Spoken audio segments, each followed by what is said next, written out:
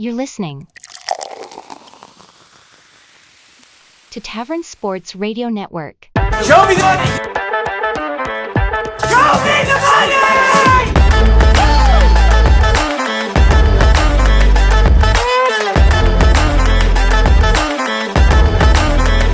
Show me the money! Welcome to episode number 68 of the Show Me the Money podcast, brought to you by Tavern Sports.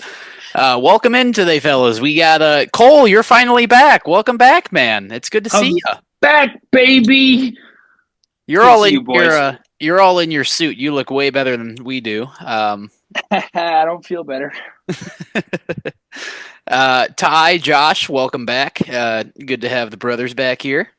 No Parker, no John, no Clark today. They're all a little bit occupied today. So Parker will be making his debut again next week. Yeah, Parker's getting his fucking papers read to him. Parker's going to be back full time here soon. So hopefully we hear a lot more from him again in the future. Let's take a quick look at our Lock of the Week standings. He actually still leads our Lock of the Week standings. Parker is 11-8. Clark right behind him. He didn't quite get a vote in last week for Lock of the Week. He had said Notre Dame, but that game is this week. And so we'll get to his lock later. But he's 10-8. I'm right there with him, 10-8-1. Then we have John at 9-8. He's back up above 500. Right behind him, Cole 8-9. Sorry, bud. Josh 9-10. Tyler 6-13. Adding another loss to your record. What a surprise! Doghouse. Dude might be the worst better to ever do it. I mean, if you faded Ty, you'd be making money this season. That's for sure. Behind Shohei Ohtani. True. Shohei never bet. Allegedly. Shohei never bet. Allegedly. Ipe is the worst better. Well, let's head into our NCAA football talk. Should be pretty quick because there's only 2 games this week. So we're going to start it off. Notre Dame heads into, well, I guess this is not a home game for Penn State. It's going to be neutral site. Thank you. Notre Dame versus Penn State. This is the Orange Bowl. Does anybody know, is this game in Florida? Is that right? Yes. It's in Miami Gardens. Miami Gardens. Awesome. Ty, it looks like you had put some stats in here for us, or some trends, I should say, about this game. Yeah. So without having them pulled up in front of me, I believe it is that Penn State's 3-1 all time. 4-1 is what you have listed. 4-1 all time in the Orange Bowl. They haven't made a trip to the Orange Bowl in a long time. However, Notre Dame, on the other hand, is 2-3. Correct. And their 5 appearances also have not been in quite a while. So I don't know. It's just a historical trend, that something to look out for. Spread on this game has moved quite a bit. Notre Dame obviously looked really good against Georgia last week. Ohio State. No. Notre Dame played Georgia. Notre Dame played Georgia. Ohio State played Oregon. Oh, yeah, you're right. Fuck Notre Dame. Looked really good against Georgia. Georgia also looked just out of sync. That was a weird game, the entirety. I don't know. Mike Bobo just wasn't calling his best game on offense for Georgia there. However, props to Notre Dame. Marcus Freeman doing the 11-man off, 11-man on sub on 4th down to really keep the last drive of the game alive, and then just doing such a good job milking the clock is going to be interesting. 2 really good defenses in this game as far as takeaways go. Penn State is plus 15 in the turnover differential this year, I believe, if not better than that number. And Notre Dame is plus 15. Penn State is plus 10. So both teams really do take the ball away. In this game, as much as I hate it, I think I'm going to be leaning Notre Dame strictly because Riley Leonard has done such a good job at taking the ball and keeping it safe. He's not turning the ball over. I think he rushed for 91 yards last week. Really at times where they just needed to keep the drive alive. None of them were crazy, like, oh my gosh, spectacular runs, but there were runs that broke the defense morally. Like at the time that they needed them most to save a possession, Riley Leonard was there. So I like that veteran leadership over Drew Aller, who I'm a notorious hater on. I've bet against Penn State weeks and weeks and weeks and weeks and weeks, and I've lost and lost and lost and lost. So if you want to fade me, fade me. These are two teams that I really hate, actually. Notre Dame took out a very big futures bet that I had on Georgia last week. So that's really tough for me. But I think I'm leaning Notre Dame in this one. However, I don't love that Jeremiah Love is questionable with his knee injury still that he got last game. As far as injuries go, Penn State is Abdul Carter is he's game time with a arm injury. But brother, it's the Orange Bowl. It's college football semifinals. You better get your ass out there and play. So, shaping up to be a good game. I'll just take Notre Dame on the money line. I don't need to sweat a 1.5. I'll lay the 118 on the money line with Notre Dame right now. I can't remember where I swayed last week when we had talked about this game on the podcast. However, I think I like Penn State's odds in this, especially being a little bit of an underdog. I think that they've been a team that fundamentally does a little bit of everything right. They don't make errors like Notre Dame does or has done. None of their losses stand out necessarily anywhere close to like Notre Dame's loss does to NIU. So I like Penn State. I'm going to take the Big Ten team. Maybe it's just because they're a Big Ten team, but that's the way that I'm going to ride with this one. I think it'd be really funny if Penn State and Ohio State both won this, just because then it's a double Big Ten championship. College, what I mean. 59% of the bets, 57% of the money are on Notre Dame here. I don't like going with the public, especially with Notre Dame as the favorite. Notre Dame doesn't do super well as like a tight favorite. I'm gonna go with the Irish. Mainly because, like Tyler said, I don't like Drew Aller. He also doesn't like Drew Aller. One of the worst takes I've seen in a very long time is someone on TikTok. I don't even remember your name. The take's so bad I'm not going to shout you out. Thinks Drew Aller will be a top 3 pick next year in the NFL draft. Yikes! Crazy take. I don't know about that. Absolutely crazy take. But yeah, give me the Irish -1.5, or I guess I'll take a money line. Just no reason to mess with the 1.5. I would agree. Cole, how do you feel about this game? Do you have a pick? Penn State, obviously. Well, no, the way that they played last week, watching them beat the shit out of Georgia, I didn't beat the shit out of them, but it was a great game. You gonna let me the fuck over, bitch? I think it's hard not to take Notre Dame in this game. Personally, it sucks morally, but give me Notre Dame money line, fuck it, and the over. Hey, our money doesn't always see color, so. Yeah, I'm actually against Cole on this over here. The defenses really stand out for me in this matchup alongside of the running game. I mentioned Jeremiah Love being injured for Notre Dame.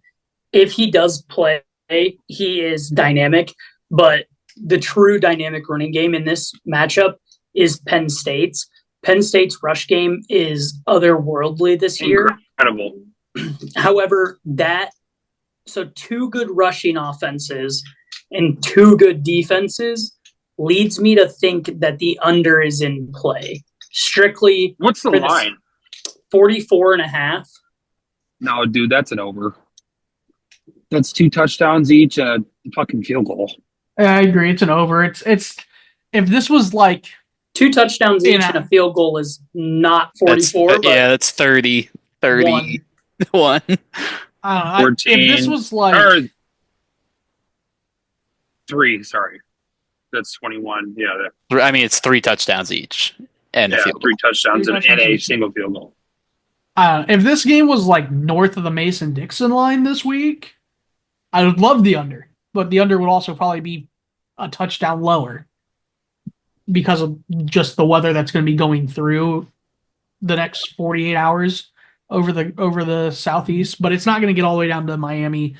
It's going to be like 50 something degrees, 60 something degrees at kickoff. So, and clear and light wind. So they're going to be able to throw the ball around, run the ball. You just play however they feel like playing, really. Warren, I like Warren for 2+ tuds here. Okay. Gotcha. So, everybody but Ethan on Notre Dame here. But I think this game is shaped up to be a good one. Regardless, I don't see this turning into a blowout. Agreed. No, not at all. But Well, I have to support Notre Dame because I did just order a Notre Dame suit. So Disgusting. I had to. The other option was fucking Alabama. I hate Alabama just as much All right. Why'd you have to order that? because of the fabric. It matched. Gotcha. Yikes. All right. Well, let's get into the Cotton Bowl, which ticket prices are absolutely plummeting for. Projected, suspected 10 to 12 inches of snow in Dallas, Texas. Really? Yes. Yeah. Tons of snow. With that being said, Austin, Texas is 200 miles away from the Cotton Bowl, and Ohio State is all the way across the country. This snowstorm, especially in Dallas, could really fuck up travel for Ohio State and Ohio State fans. There's a chance that if these ticket prices keep dropping the way they are, that this turns into an Austin, Texas home game for this Texas team. This game is going to be exciting. I want to hear your guys' takes here. Well, Tyler, you mentioned the weather, and you think it'll be hard for planes to actually get into Dallas. I think it's going to be less that and more every plane going west on Thursday evening or Friday morning has to go through the wall of weather that is going across the country. That is all these snowstorms, severe thunderstorms in the south, tornadoes, stuff like that. So I don't know how much of an issue it's really going to be. I mean, it's aviation. They'll fly over it or they'll fly around it. I think they can get in, and it's a major airport. So I mean, I don't see an issue for people getting in. It's just whether they're going to want to brave the cold. And I think Ohio fans are going to be better at braving the cold than Texas fans. My thing is the roads in Dallas are not going to be clear. They don't have plows, and I can tell you, living in St. Louis, they don't have plows here. It's incredible the amount of snow I'm driving through right now. In Dallas, there's not a plow in the state of Texas. So I agree with Ty. The travel issue is going to be a major impact for fans. Well, if you guys see the issue as the roads, that's going to keep Austin fans out just as much. Correct. Yeah, but Austin fans or Texas fans are not just in Austin. There's Texas fans in Dallas. That can get to this game. Also, it's a 200-mile journey compared to a cross country, a flight, a rental car, an Uber. Ubers aren't going to be out. The rental cars are going to get stuck. Like, I bet you the Ubers are out. You know Texas, how much money they're going to get? It's going to be a Texas home game regardless, even if this was perfect weather. However, I don't think that really takes away from the product on the field. We're playing this in a dome. Correct. Fast track. And Ohio State's weapons are fast. That's what they are. So I think 6 is a lot in this game. Granted, Ohio Is it State. though? I mean, Texas I- just doesn't show up sometimes. yes. If Arch Manning was starting, I would say it's probably too much. But does Quinn Ewers play football, or does he pretend to play football? There's a lot of people saying this is the best defense that Ohio State has faced. Not true. Ohio State played Michigan, and as much as we shit on Michigan this year, their defense was still Michigan. True, but they lost to Michigan, and this defense is no slouch. So, my issue, what I'm seeing, is Texas just had a battle against Arizona State, a team that they should out physical, outspeed, outclass in every fucking aspect of the game, and they didn't. They were for 3 quarters, and then they pissed it down their leg in the 4th quarter. Ohio State has not 1, not 2, but 3 or 4 guys on the outside that will murder row this team. I don't think it's going to be as belt to ass as Ohio State Oregon was, but I think Texas might be in for a rude awakening here. I'm in the battle of, does Ohio State come back down to earth? Does water find its level? Or are they going to just keep the trajectory going?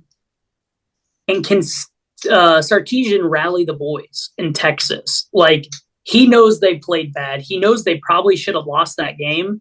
I don't know if Texas comes out with a fire after seeing what Ohio State did. So I'm going to take Ohio State because I'm not going to lay the money line at 225. It's too juiced. But I don't really feel great about the 6. It seems like a lot. My thing is, great teaser piece, though. Great teaser piece. If Ohio State hadn't done what they've done the last 2 weeks, like if this is a regular season game, right? If this is for some reason, a week 13 game, what's the line on this game? Because, okay, so week 14, Texas plays A&M. They were a 4.5 point favorite. Texas was. They played Georgia twice. Texas was a 4 point favorite and a 3 point favorite in both of those. And Texas played Michigan early in the year, and they were a 6.5 point favorite. So I feel like if Ohio State hadn't done what they'd done the last 2 weeks, this is probably closer to a 3 point spread. Yeah, I was gonna say it's probably 3. We lost Cole. I don't know, dude. 6 just. I'm here. Hello. Oh, we lost you. Your Wi-Fi cut out. You go ahead and say what you were saying again. That's what I was gonna say. I said I could see it being like 3.5, maybe 4, but you never know because you never know what Texas team is going to actually show up. So it could have been a 2, 2.5, but it also could have been a 6. What are the chances that Texas learns from what Michigan did to Ohio State and implements something? 0. Horns down. I'm not on the boat of Texas winning this game. However, I am gonna take Texas plus 6. I think that number's really big. Yeah, I mean that's totally fair. that.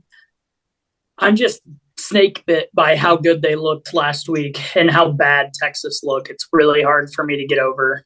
I think the books are betting on a lot of people to feel that way.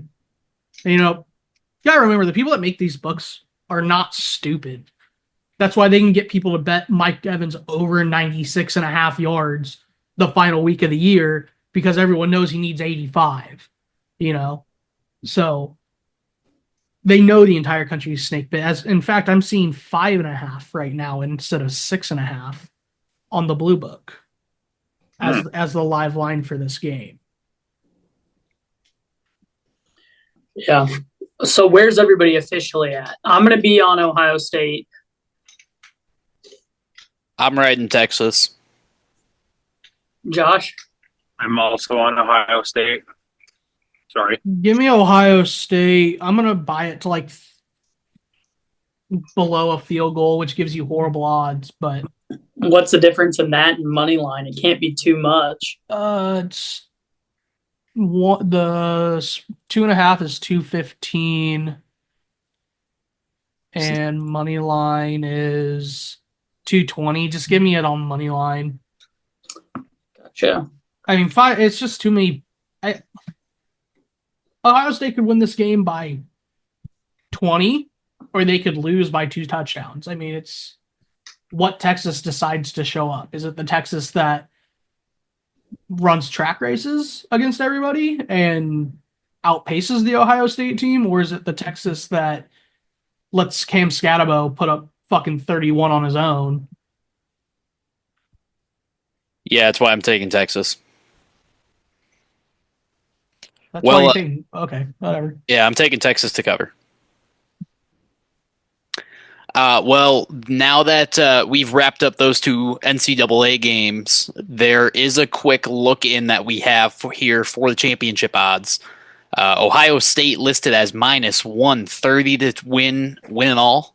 Notre Dame plus 425, excuse me. Texas plus 475 and Penn State plus 600. Now, if you guys were going to put your money on, let's say, a team that you think is the best value here, where are you going? It's Penn State. It's Penn State. Penn State all day. Penn State being in essentially a pick'em in plus 750 the next week. Okay, let's think about this realistically. I lay 10 units on Penn State on the 750 because I really like them this week, right? You're at a 10-unit play. They lost by a touchdown. Assuming Ohio State wins their matchup. We've seen the matchup. They lost by a touchdown in Happy Valley, to be fair. Yeah. I would then go ahead and hedge on the other side with Ohio State money line. That's the best value play. If you think Penn State's going to win, a future at plus 750, because in a pick'em game, why are both these 600? Yeah. Okay, gotcha. Sorry. So at 600 still, I'm putting a 10-unit play down on Penn State. Because why is this game a pick'em and you're not plus 400 with both teams? The reason is because they think if Penn State gets by, they lose to either Texas or Ohio State, which I agree with. But if you think they win this week, hammer that line, take the cash out next week, or hedge it next week. That's my opinion. Yeah. I will say this: I would not bet Texas for there's some crazy stat. A team west of the Mississippi hasn't won in this millennia. I don't think in a long time, and then hasn't won the national champion. Well, did Texas win it with what's his fuck? McCoy? Did McCoy? No, they lost one? Alabama. They lost Alabama. Yeah, so I don't think they've won one this millennia, really. I don't quote me on that, but it's been a long time. I don't think so. Yeah. No, it's been a while since a team from west of the Mississippi has won. So trends are saying you're right, Josh, that Ohio State wins this game or Texas lose next week. So Oklahoma won it in 2000. Gotcha. I think the winner of Texas, Ohio State. Sorry, Texas in 05. Texas in 05. Gotcha. Was the last one to do it. Yeah, I think the winner of Texas, Ohio State wins the national championship. So agreed. Yeah. If you don't I don't think Notre Dame can run with either of those because I think Notre Dame's going to win this week. Yeah. But if you like Ohio State money line this week, it'd almost be worth it to just take them as a future. I said this last week. If you don't want to lay the juice at 225, if you're worried about the points, play them at minus 110. Maybe lay a little extra on it. Because I think whatever you get them at, you get them at minus 110 now. Feasibly, are they going to be minus 110 on the money line against either of Ohio or of Penn State or Notre Dame? No. Fuck no. Right. So I think against Notre Dame, you'll get a lot closer to the 130 number. Which is where it's at. Yeah, sure. But I think either way you take if you like Ohio State this week and don't want to put 225 on the money line, which is the situation I'm in, I don't really love the number, but I hate the money line. That minus 110 play looks a lot better. Let me ask you guys this question. What team feels like it's inevitable? I mean, we've all watched the entire season. We've all watched the last 2 weeks of games. Which one of these 4 teams do you look at and say they clearly are going to win this? Because it's not Texas. You can't say that about Texas. If you have an answer, I think the only correct answer would be Ohio State, but I wouldn't give an answer for that. I mean, that's like, well, that's the answer I'm kind of looking for is Ohio State. With everything that's happened throughout the year outside of the Michigan loss and what's happened the last couple weeks, it just feels like the Ohio State monster is just inevitable. Like Notre Dame, they lost to a former Group of 5 team, not Group of 5 anymore. And we've seen Penn State lose to Ohio State. And we know that Texas can just shit the bed every now and then. And outside of Ohio State, and more than anything, Ryan Day's inability to beat Michigan, Ohio State hasn't had that, well, they can just melt at any time feeling all year. Not to me, at least. Yeah, I mean, Will Howard should have slid earlier. They should have beat Oregon the first time around, yada, yada. But, yeah, I mean, I think what you're wanting to hear is we all think Ohio State wins it, which I think that's the majority of people right now. But, yeah. well, let's head into a quick ad break, and we will be right back with our NFL. This episode of Show Me the Money is brought to you by Tavern Sports, your place to get fun sports content, sportsbook lines and parlays, and of course food reviews with Big E's Ballpark Bites. You can follow Tavern Sports on Instagram at Tavern Sports 2023, TikTok at Tavern.Sports, and Twitter at Tavern Sports 23.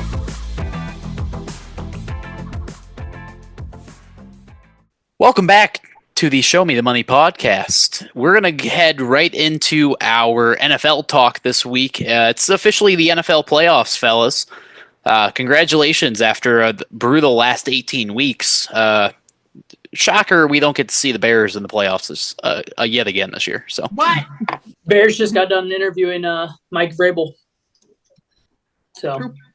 And Pete Carroll's tomorrow? Or Saturday? One of the two. Or no, Ben Johnson's Saturday. I think Pete Carroll's tomorrow. hold out for Ben Johnson's who we need. It's what we need. Hey, no Mike. We're gonna no be Mike McCarthy.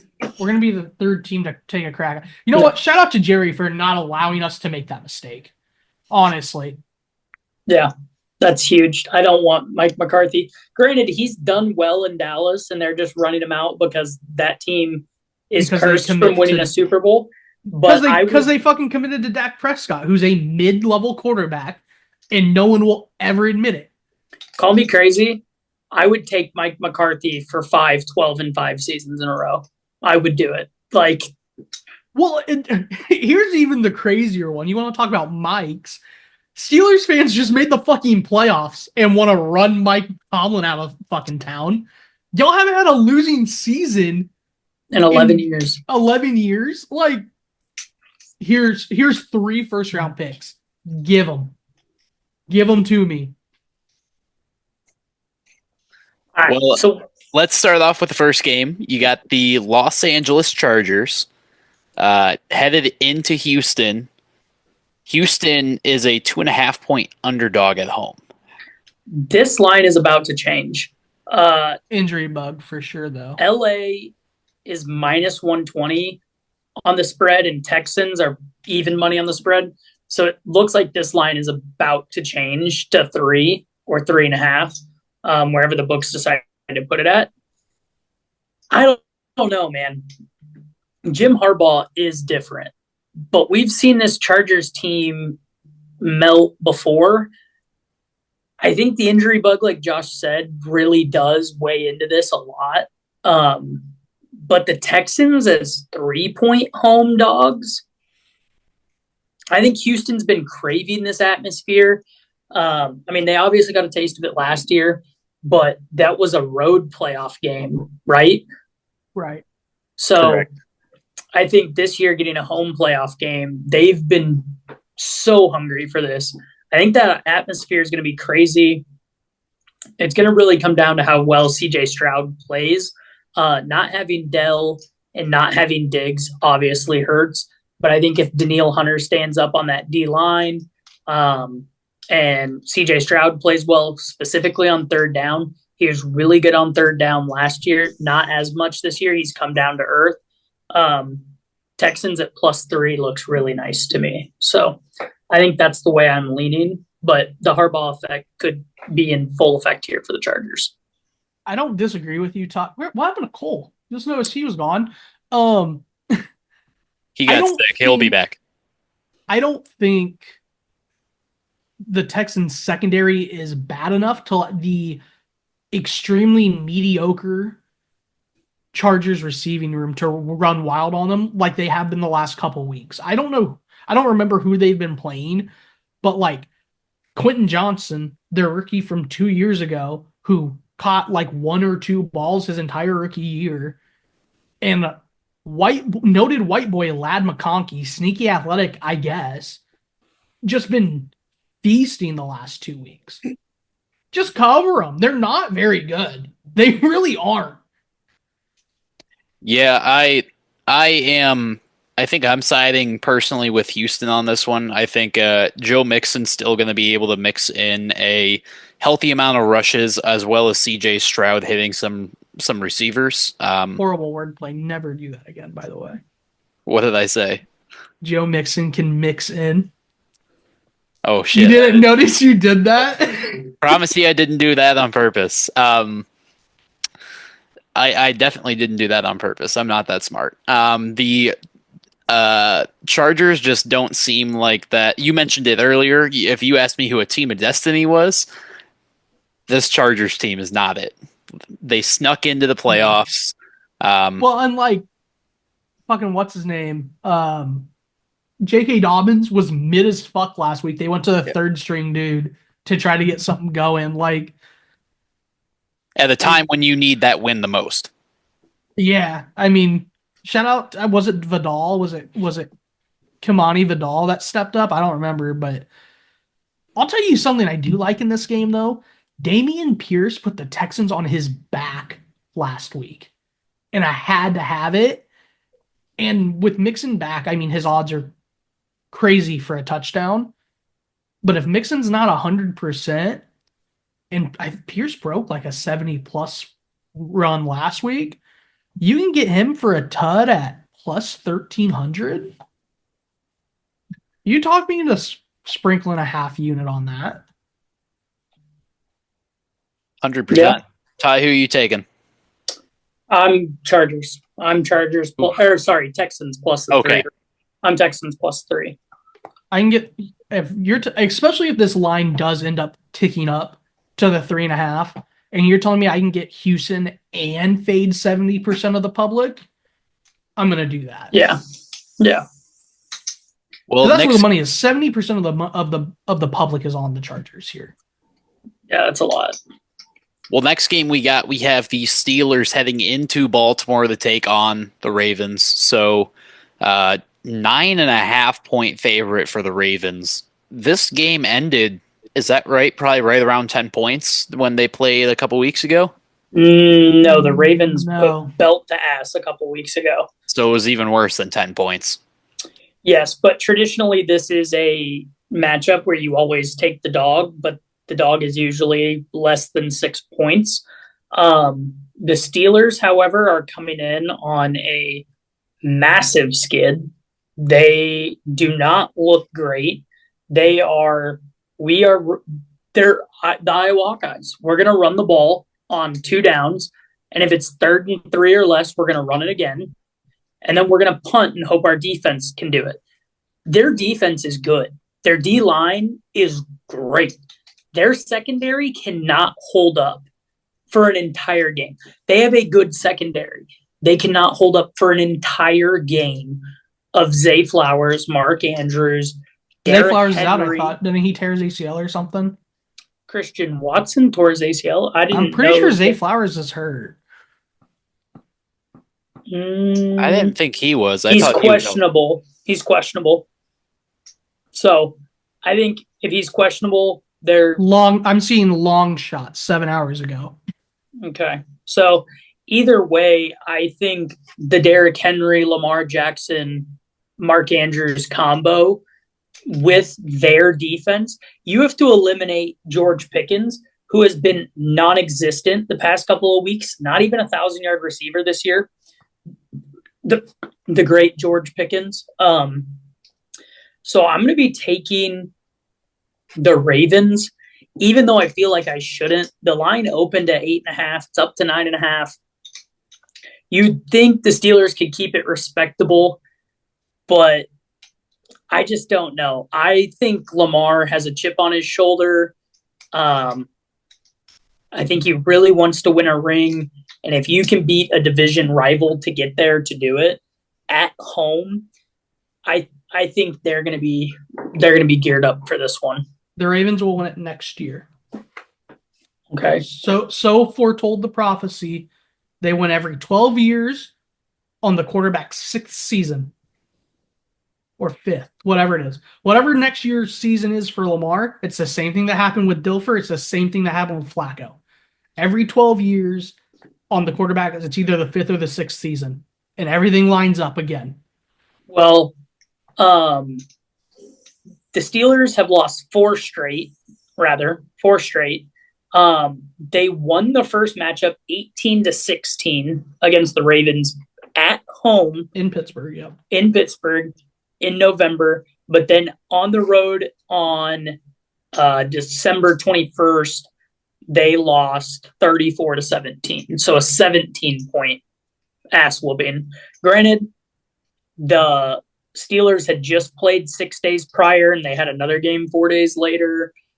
But still, I don't see them fixing this schneid they've been on where they put up 13, 17, 10, and 17 points against the Eagles, Ravens, Chiefs, and Bengals, respectively, especially the Bengals defense, which is an unknown liability. Granted, they were playing for their playoff life in that game, and the Steelers did try to come back and make it close, but you're telling me the Ravens have to score 20?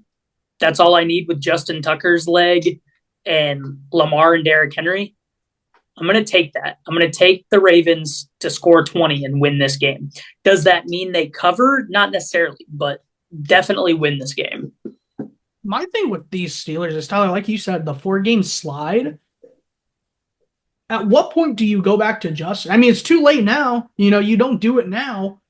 But in the Kansas City game, after you got, well, I guess you couldn't do it then, but when you had 13 days before the end of the season, and it could have been, like, I would have gone to Justin against Cincinnati. You would have had enough time and try it out because Russ isn't getting it done. I don't think Mike Tomlin is the one to do it. It would be surprising if he did.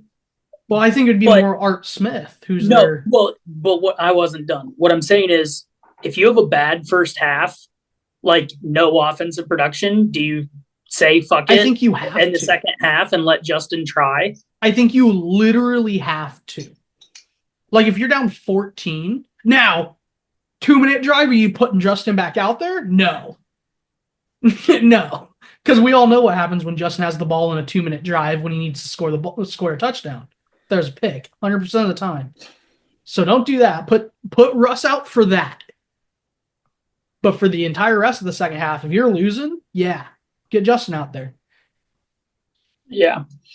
I don't know. The Steelers offense can put up numbers. They've put up 44 as their season high. Again, that was against the Bengals, who I said's defense is air, and they couldn't put up more than 17 on them last week. But lately, since the start of December, truly December 1st was when they hung up 44. After that, they haven't crossed 30 points. They've gotten to 27 one time. Other than that, they hadn't gotten above 20 points. They haven't broken 20 in what will be 28 days. Yeah. 27 days by the time we get to this game. Is TJ Watt healthy yet? TJ Watt He's is been healthy. Yeah, he only Okay. missed like a game. Okay. Ooh, 9.5. That's scary. I'm gonna take the Steelers at 9.5 just because, I guess I'm stupid. I think Tomlin can find a way to keep it close.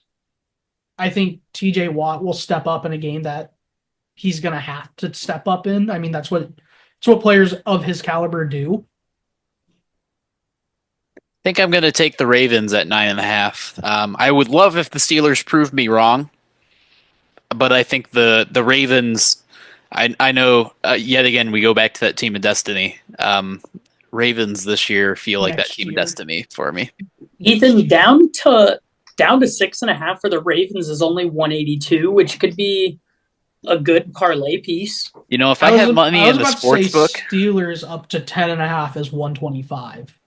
if I actually had money in the sports book and Missouri would decide to just fucking open up the betting now that it's legal or it's voted fucking legal, I still can't fucking bet in the state. So, unreal. Sorry, that's me ranting. Give me Ravens minus 9.5. I still like. I'm not gonna buy it down. I'm just gonna either take it or I'm gonna take the Steelers. Ethan, as an Alabama resident, let me play you the world's saddest song on the world's smallest violin for a second. Facts. We can't do shit here, but we got a lot of games left. So let's start with the first one on Sunday. Bills are hosting the Broncos, 8.5 points. Josh, what do you like here? Former Western New York. Love the Bills. Bo Nix has done some cool shit, and Sean Payton knows how to coach, underdog teams with quarterbacks people don't really like until they decide to like them, a la fucking Drew Brees. But we've been talking team of destiny. Josh Allen. Ever heard of him? Pretty good football player. It would be unreal to me if they lose Diggs and lose everybody they did this offseason and just fucking didn't care and just went and won the Super Bowl. Losing Diggs was a net positive. Dude's a locker room cancer. Yeah. And Yeah, I promise you he will not be back in Houston. We were trashing this team for as many people as they got rid of, and they've looked really, really good this year. Agreed. James Cook, baby. Granted, that depth and that veteran leadership could rear its head in the playoffs, but I think McDermott has this team coached so well, and Josh Allen has the boys fired up. I'm also going to be taking the Bills here. I would like to buy it down to 7 or to 6.5. To be smart, 6.5 is 163, 7.5 is 128, but a really good teaser piece there as well. Well, and don't forget, guys, regular season's over, and MVP is a regular season award, and they're definitely not taking anything into account between Josh and Lamar for the next couple weeks. Yeah, So totally. don't think about that at all when you're making this decision. Okay? Give me the Bills. Bills minus 8.5. Bo Nix couldn't perform last year with Oregon in the championship game, so Facts. Ooh, forgot about that. don't think he's going to be able to do it here against the Bills in a playoff game, especially not at a Bills game, not at Bills Mafia. No way. Give me Bills minus 8.5. Well, and again, we mentioned the weather coming through. The lake effect snow in Buffalo is fucking crazy, dude. Like, Do we have a forecast for Buffalo this weekend? I was just looking. It's not calling for snow, but they could probably dig it out in time. Saturday, Saturday, there's a chance of snow, but they'll have Friday. it Just I mean, they'll have time, and they pay people they pay the people of Buffalo like $20 an hour to come shovel out the stadium. It's crazy. Those guys are more than happy to do it too. I don't think you could pay me enough money, and those guys are like, yeah, I'll be there in 5 minutes. Let me quit my job and drive in. Dude, it's like they do give them like $20 an hour and all the Labatt Blue they can drink. That's literally the offer they give them. Yeah. Yeah. I mean, Denver's used to the cold. It's not going to be crazy different for them, but I just don't see 8.5 is a lot. Don't get me wrong, but Yeah, I mean, buy it through. You said you get to 6.5 at like 130 something. 160. I would still do that. I'm seeing 166 on Blue Book. Yeah, 163 over here. But let's get into our next one. 3:30 on Sunday. The Eagles 4.5-point home favorites against the Packers. Packers without Christian Watson, torn ACL in Week 18. Sucks to see that. Still dealing with hand soreness too. Yes, he's gonna play through it, but yeah, Malik Willis did play the second half. This is another one of those games to me where Sirianni has been picked on all fucking season long by these Philly fans, even though all they did was win. I think Saquon does really, really well here in this game. I think Philly is one of those teams that could make a deep run in this playoffs. Kind of surprised this is 4.5. I think Philly's secondary matches up well now that Watson's out. They got to contain Reed and Dobbs, but clamps in there. Yeah, Cooper DeJean is not a safety at all. The fact that it took them 5 weeks to realize they should start him, I understand he was the second cornerback they drafted, like because he fell because of the pigment of his skin. But like, dude was the best cornerback in college football last year. I don't care what anyone says. The fact that it took you 5 weeks to figure out dude's a freak and he should be starting is crazy. That's organizational mismanagement. The city of Philadelphia is celebrating that man so hard right now as well. I've seen him at like every Philadelphia sporting event in the last 3 weeks. Every 76ers game, he's there. I'm just saying the amount of Cooper DeJean jerseys you see on those white Philadelphia fans is a high number. Give me the exciting whites in the Philadelphia Eagles minus 4.5. Agreed. Give me the Eagles minus 4.5. They're too good. Jalen Hurts will lead them to a victory. Especially Eagles covering 4.5. Eagles won this early season matchup by 5. That's probably why you're seeing the 4.5. I feel like the Eagles have done nothing but get better all year, whereas the Packers have stayed stagnant, if not gotten worse. Jordan Love took a step back this year. Well, probably didn't take a step backwards really, but compared to what he was doing at the end of last year, Packers fans were expecting a big step forward for Jordan Love this year, and he's gone back to looking like he did the entire first 3 quarters of last season. And I think that's who he is. I think that's who he is as a quarterback. He's going to be QB 17 his entire career, I don't think he's been healthy enough for me to say that yet, but he's been hurt all year. So I wouldn't say that this year yet. I would have to wait and see how he performs the first couple of weeks next year. But QB 17 his entire career. If you're going to be a smart bettor and you just want to put up, there's not a lot of games, so just put a bunch of money on a line, buy it to 2.5. It's minus 196. It's not great, but that's horrible. At that point, I'm going to lay the extra 30 cents and just take the money line. Yeah.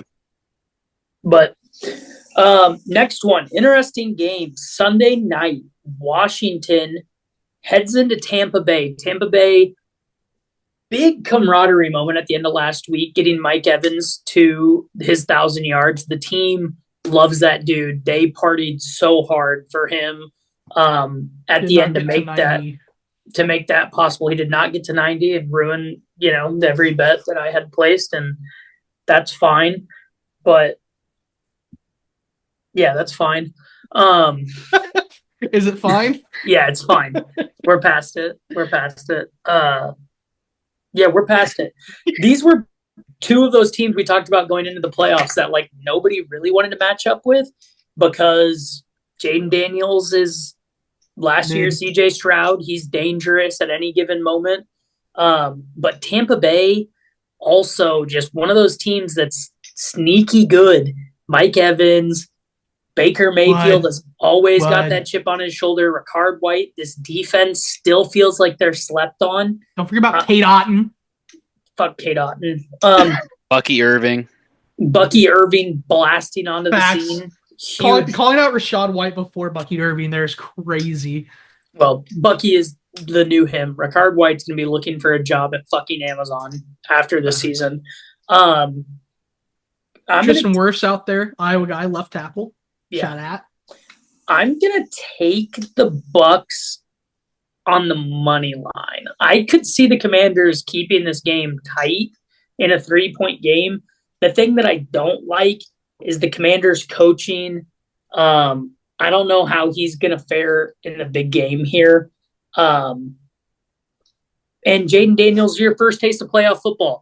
They say going from college to the NFL is a different speed. Going from the NFL regular season to NFL postseason is a totally different speed as well. So I'm going to go ahead and take the Baker Mayfield-led Bucks in this matchup at home. Yeah, I mean, I'll say right now, Jaden Daniels, hashtag not my rookie of the year. Give it to Brock Bowers. He's broke every record that you can break. So give it to him. I also just think he's fine. I mean, he was the best rookie quarterback, but I think he's just the shiny toy, and that's why he's going to end up winning the award. It really comes down to the fact that Tampa has Baker, and the fact that Baker should still be in Cleveland, still winning Cleveland football games. Agreed. And the city of Cleveland, I feel bad for their fans, but the football team is getting exactly what they deserve for abandoning Baker. They gave up on him way too quickly, and I wouldn't even say they gave up on him. They just abandoned him. How do you give up on a guy who took you to the playoffs for the first time this century? I don't know. Like, I couldn't tell you the last time they were in the playoffs before Baker took them there, because they were awful the entirety of my lifetime. So yeah, I'll always be a Baker guy, noted Baker guy. Everyone that knows me knows I'm a Baker guy. I will happily take Baker here. This is a tough one for me because if any rookie quarterback can make it further into the playoffs, I do think that Jaden Daniels and the Commanders are the ones to be able to do that. Like I said, I don't believe in Bo Nix and the Broncos. I'm out on that. No other team has a rookie quarterback that is in the playoffs, but that's the one that makes sense to me, and that's the one who could make an impact in the postseason. So it really is a matter of, do you trust like Ty said, the coaching staff of the Commies, or do you trust Baker Mayfield, who seriously is a fucking bulldog, man? I think I gotta, -3. I'm gonna go with the Bucks. I want to see the Bucks win. I want that to be known. I would rather see the Buccaneers move on. But if there is a rookie quarterback to move on, it could absolutely be Jaden Daniels and the Commanders. What if I told you 77% of the bets and 87% of the money was on Washington? Does that make you feel any better about Tampa? Yeah. Yeah, it does, because I hate the public. I tend to side with the public, and it tends to make me money. So that really makes it even tougher for me, honestly. That's just shiny toy mentality by the public. That's crazy. The thing that is standing out to me is Washington is pretty one-dimensional in the pass game. Their leading rusher is Jaden Daniels by nearly 100 yards, by 92 yards over Brian Robinson. Austin Eckler, they got him. He really hasn't done shit this year in the 12 games he's played. And if I've seen these stats before on a team that I like to watch most of the time. He was a great fantasy pickup. Yeah, if you're Tampa's defense here, it's take away McLaurin, and put in a QB spy or run contain on your D line, and then you're literally waiting on Zach Ertz or Alameidus Zacchaeus to beat you. Delete McLaurin, keep eyes on the backfield. Double him the whole game. Yeah, and keep eyes on Jaden Daniel in the backfield. so he can't take off running on you. Like, Brian Robinson Jr. is not bad by any means. Many men, dude. Many men wish death upon him. And he's still out here in the NFL. But I just don't see it. I think it's still Todd Bowles down there in Tampa, right? Mhm. Coaching. I think Todd Bowles he's known for his defense. He's going to be able to scheme a rookie quarterback up. Especially a rookie quarterback that he has 17 games of film on. Yeah. Or 16 because he didn't play last week. Yeah. So that's my thing is I'll definitely take Tampa and just rely on the experience rather than the young Washington team. But Washington could be a problem here in the near future. I legitimately think Jaden's trajectory and the Commanders' trajectory is going to be a lot like the Bears with Justin Field. I've seen this happen before on the Bears. Quarterback leads in rushing. He's fine, but he has turnover issues and Yeah. You saying Jaden? Well, 25 and 9 interceptions isn't great. And how many fumbles? You got to count those in when you got a running quarterback. 3. Yeah, Zero so of them lost. But 25 and 12. I mean, you're talking about. He didn't lose any of his fumbles. Just saying. But fair point. Let's get into Monday night, which is quite possibly the most interesting game of the Super Wild Card weekend. It's the last Super Wild Card Super weekend, brother, as the NFL has retired the term Super Wild Card weekend now. As of today, they retired the term. So Vikings, they just got shellacked last week in Detroit. smacked in the bath. When the game determined if you have home field advantage through the entirety of the playoffs or if you go on a tough road trip. So these boys had to go from Detroit to Minneapolis and now Minneapolis to LA. Not great. The Detroit to Minneapolis isn't miserable, like an hour flight. It's not fun. Especially it's almost like everyone saw Sam Darnold return to being Sam Darnold. The house of cards finally fell.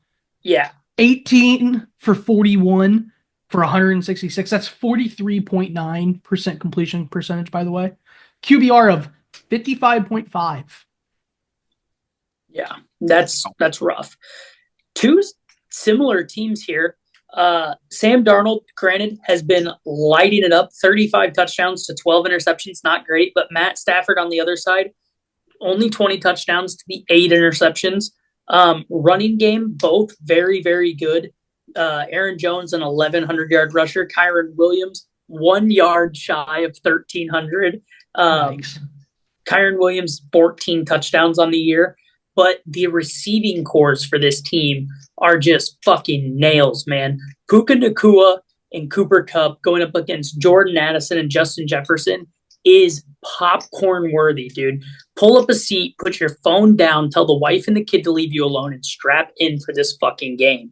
It's going to be a fun one. And with that being said, I want nothing but the over of 47.5. I think both these offenses could go out here and just light the other team's defense up.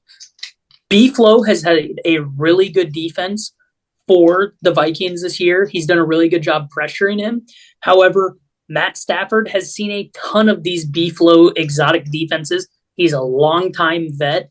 And McVay on the other side, he's won a Super Bowl. He can coach through these playoff games, and I think he could rattle Sam Darnold if he so choose.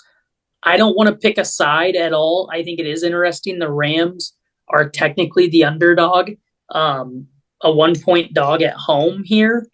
The open was at 2.5 for the Vikings, so this line has come way, way down to earth. But I like the over. Yeah, I think you forgot to mention Jared Verse there, the rookie stud for the Vikings. I think he's going to make Sam Darnold's life a living hell. I bet the Rams really wish they still had Aaron Donald hanging around. But they got a guy to replace him too, kind of. Don't they have 2 young studs on that D line? I mean, Jared Verse is the main key. The Rams protect that home court a little bit. I mean, they lost the Seahawks last week, but they beat Buffalo back at the beginning of December, about a month ago. A month ago today, actually, as we're recording. They beat Buffalo at home. In a shootout, 44-42. You know, and the Rams, 10-7, had a rough year. You also got to remember Puka and Cup were both out for an extended period. Tyron was out for a little bit there. Stafford also missed a game. They struggled with injuries. When they got healthy, they were a real good team. I'm taking LA. I'm taking for Sam Darnold to remain looking like the real Sam Darnold like he did last week. The house of cards is going to come falling down on Kevin O'Connell. Brian Flores leaves for a head coaching job in the offseason, and they're never back at the top of the mountain ever again. Interested. E? This is going to be an interesting game. I'm kind of along the lines of Utah. I don't know if I want to pick a winner. I don't feel confidently in either quarterback. The wide receiver game is going to be fucking electric.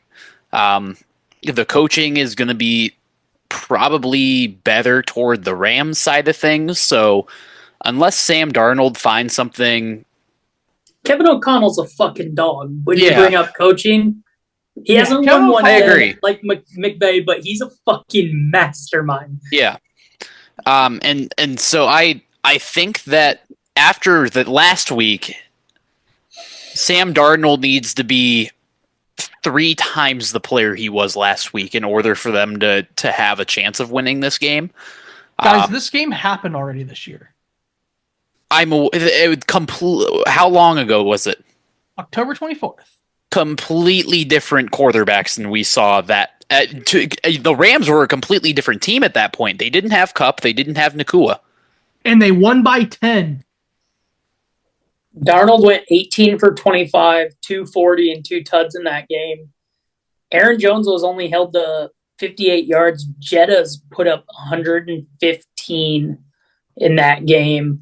And for the Rams, Stafford was 25 for 34 with 4 passing touchdowns, with Kyron Williams rushing for 97 yards. So, and Puka and Kupp both played that game. Puka had 7 for 106. Okay. Kupp had 5 for 51. Demarcus Robinson had 2 touchdowns in that game out of nowhere.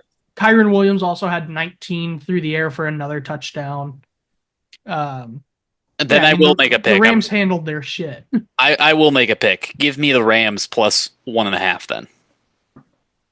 Give me the Rams to win. I don't need to take them as an underdog. I can take them as, an underdog on the money line. Give me them to win.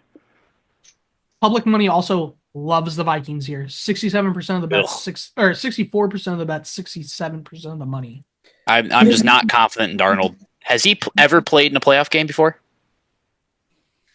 No, I don't think so. Give me the Rams. He has a backup.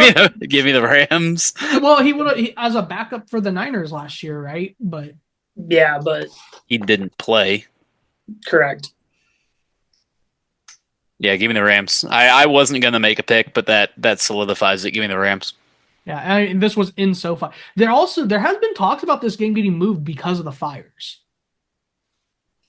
Where? Santa Clara or Arizona? One of them, probably Arizona, if I had to guess, to make it more of a they wouldn't really want to make it a true neutral, but probably Arizona just to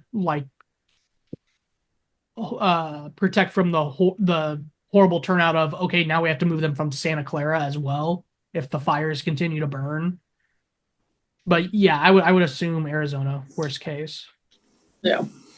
Well, it's time for my most favorite, most fun segment of the week, and that's locks. Before we get into them... Tyler, you sound bummed. Do you not want to do locks? No, I love Lock of the Week. It's my favorite segment. I look so forward to this every day. Boy, another week, another lock I get to give out. But before we do, UFC 311 is taking place this weekend. Kind of a bigger card. John has a few takes that he likes. in this matchup. And as our resident UFC guy, you kind of gotta believe him.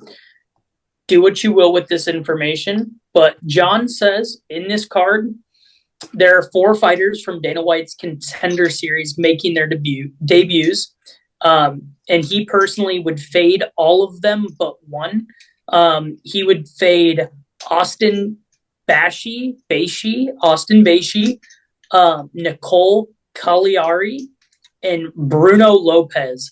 He says to fade Bruno Lopez hard. The 4th one, Marco Tulio, he says he actually thinks this guy might win by KO if he's going to win. So there's a little bit of UFC for you. A UFC pick I like is Mackenzie Dern, strictly because she's super hot. Mackenzie Dern, shout out, hit me up. Plus 154 on the money line. But yeah, so do what you will with that information. Well, thanks, Ty. You're welcome. Let's go into a quick ad break before we get into these Lock of the Week picks. Hey there, sports fans. Are you tired of the same old boring shirts? Well, we've got something exciting for you. Introducing the Tavern Sports Pocket Tee, where style meets passion for the game. Whether you're a diehard fan or just like the environment, Tavern Sports has got you covered, literally. The best part, because you're listening to Show Me the Money, you can use the code $$ to get 15% off today. So what are you waiting for?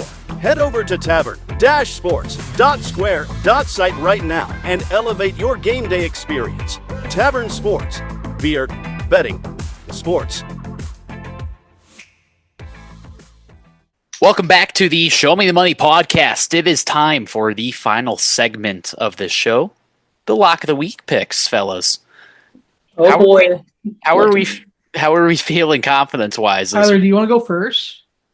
Oh boy, I'm such a lucky little guy. So lucky I get to do this every week. Hey, you only hit 6 times, but one of those 6 times was when everybody else hit. That's fair. One of those 6 times is when everybody else didn't hit as well. So everybody else is spotty. I'm consistently cold as fucking ice. Man, this is not fun. I am going to go. Take the Packers so the Eagles win. Yeah, not a bad idea. I'm going to take the over in Minnesota and LA. Give me the over 47.5. Let's see a shootout. The last game went over this between the two. See a shootout. What do you think, Keith? You know, I am going to stick with the same game, actually, Ty. Give me the Rams to win that game. Fucking bastard. Buddy went from no pick on the game to locking it. Yeah. I shouldn't have let you go on. Fuck you. I mean, you can join me. You can take them plus. I can't because I can't. Were you going to pick the Vikings? No. John's taking the Vikings, and I would take the Rams, so I can't, so I won't. Ugh, gross. John is taking the Vikings. Vikings -1. Oh, me and him are fighting this week, huh? Yeah. I almost feel like we should make you change so we don't have right because we try to stay away from that. I know we try to, but at this point in the year, there's not a whole lot of options. We have 9 games on the schedule. So can I take? I'll take Rams money line too. Then it'll Okay. be the parlay will be tiny, but you can't place a full parlay anyway. And Sam Darnold's dog shit at football. So we'll give John Vikings money line because I'm sure that's under 150. Is that right? yeah, I almost guarantee it. I mean, I Yeah. don't have it up, but to reiterate, Clark last week wanted Notre Dame money line. He has changed that to plus 1.5, so we'll give him that. Yeah, John can get Vikings money line. It's -118. Yeah. Go ahead. No pick out of Parker or Cole this week. So Yep. What was that over number? 47.5. So everyone's locking something on the Rams game other than Clark. Love to see it. Well, that's it. Not a huge parlay for the locks. Tyler, you got any super teasers? or mega teasers or whatever you call them. Monster teaser is the word you're looking for. There you go, and that one. There are a couple possibilities here, depending on if you want to cross NFL and college football and ride this out day by day. However, something I That like. sounds like fun. Do that. Well, give me a Friday, Saturday, Sunday, Monday. Here's what I'm actually going to do first is take in just the college football world. I'm going to give you this first, okay? Let me pull up and get you the exact numbers. It's 13 points. It's minus 140. Give me Penn State up to plus 14.5, and that game to go over 32.5. And then give me Texas up to plus 19 and over 40 points in that game. And that's one you could also look at there. That makes me physically ill. But in the Friday, Saturday, Sunday, Monday aspect of it, Josh, I want the Rams for the Monday night. I want Rams on that. Well, they're the dogs, so we'll give them the points. But Saturday, what I'm going to give you is going to be the Ravens. Our Sunday pick is going to be the Commanders up, and then the Rams up as well. So that 4-leg monster at 13 points for minus 140, again, is Texas plus 19, the Ravens plus 3.5, the Commanders plus 16, and the Rams plus 14.5. Oh, I hate it because of the commies, but it's a good number.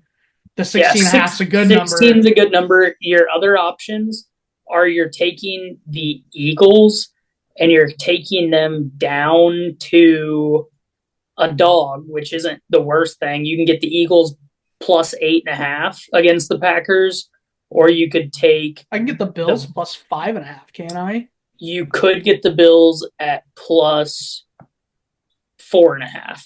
Give me that. Cole is also taking Ohio minus the 6, it looks like, for his lock. He did get back to us. So Ohio State minus 6. Yep, he's taking Ohio State minus the 6. But yeah, so there's a couple options for your monster teaser this week. Good luck. God bless. That's going to do it for this episode of Show Me the Money. Go ahead, head to those sports books, place those bets, and show me the money. Show me the money!